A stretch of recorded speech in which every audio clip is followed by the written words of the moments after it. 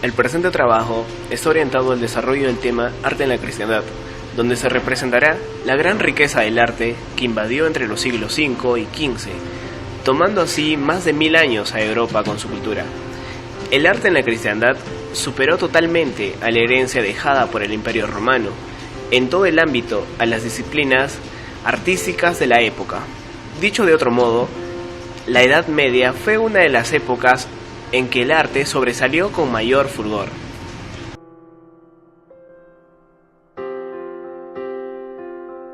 La catedral era un lugar de reunión donde se centraba la fe de las personas.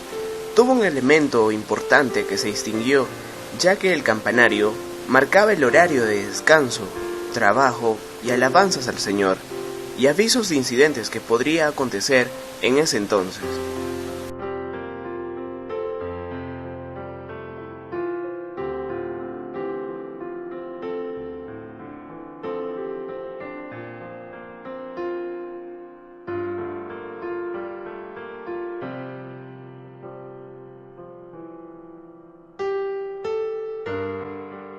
La arquitectura religiosa cristiana se basa en la planta basilical, derivada de la basílica romana. Se incorporó a la arquitectura paleocristiana con la cristianización del Imperio Romano, a partir del siglo IV. En la arquitectura bizantina se desarrolló la planta centralizada, como la planta de cruz griega, que se utiliza también en el arte carolingio. La cabecera de las iglesias se destacaba un ábside. De las iniciales cubiertas planas se pasó a las abovedadas, reservando el mayor desafío técnico, la cúpula, para espacios destacados. Además de los diferentes elementos arquitectónicos, fueron evolucionando las concepciones de los espacios interiores y las soluciones técnicas para cubrir espacios cada vez más amplios, altos e iluminados.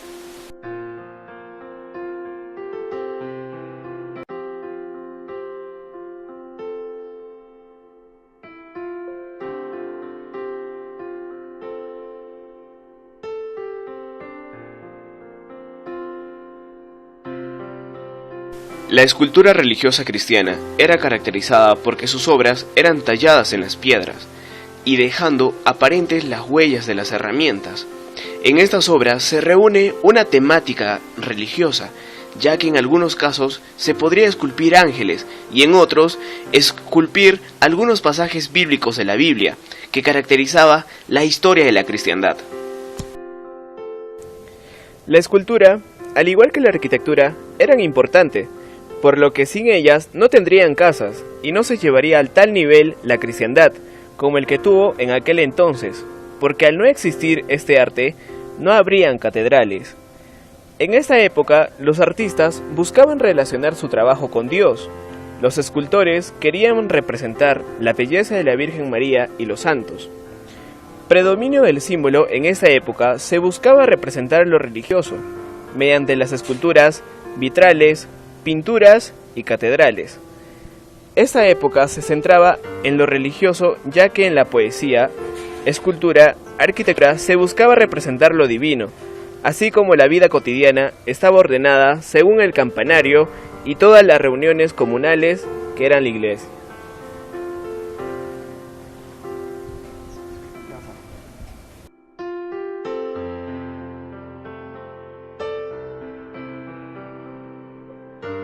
Los vitrales se hicieron con el fin de hacer entender a las personas de que en las iglesias había definitivamente una presencia divina, como muchas otras invenciones de la Edad Media.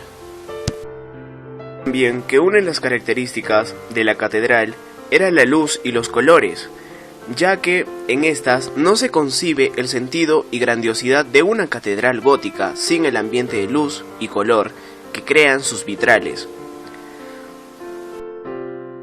La cristiandad también se caracterizó por sus pinturas, que se encontraban en las catedrales.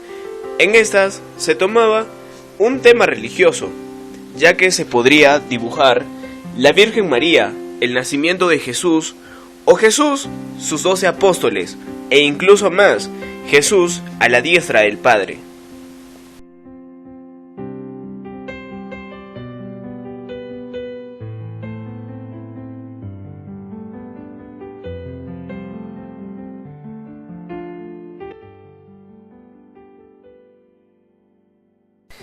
La cristiandad también se caracterizó por la música. En esta se llamaba música gregoriana, que fue dada importancia por el Papa Gregorio I, y las cantaban los sacerdotes y nobles. Esta música era monódica, es decir, que solo se podía cantar a una sola voz, un solo ritmo y una sola melodía. La música gregoriana era aquella que si una persona la escuchaba, ésta la relacionaba con la catedral medieval por su religiosidad. Sus características eran su belleza, su profundidad y su sacralidad. Todo esto se podía obtener de este tipo de música. Por cierto, la música medieval no es reductible a la sola música litúrgica, pero de la catedral se deriva todo el orden cultural de la Edad Media. No sería demasiado difícil establecer la continuidad entre la música de la catedral y la música de los trovadores y juglares.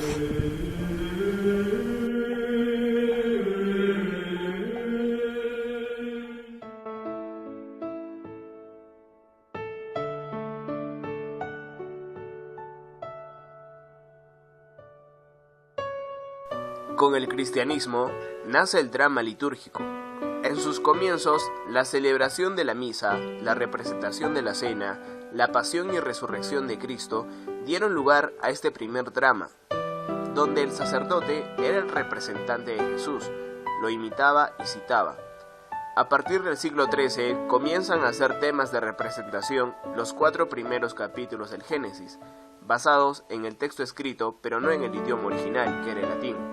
La importancia del drama en la cristiandad fue la predicación y evangelización a todos los hombres de esa misma era.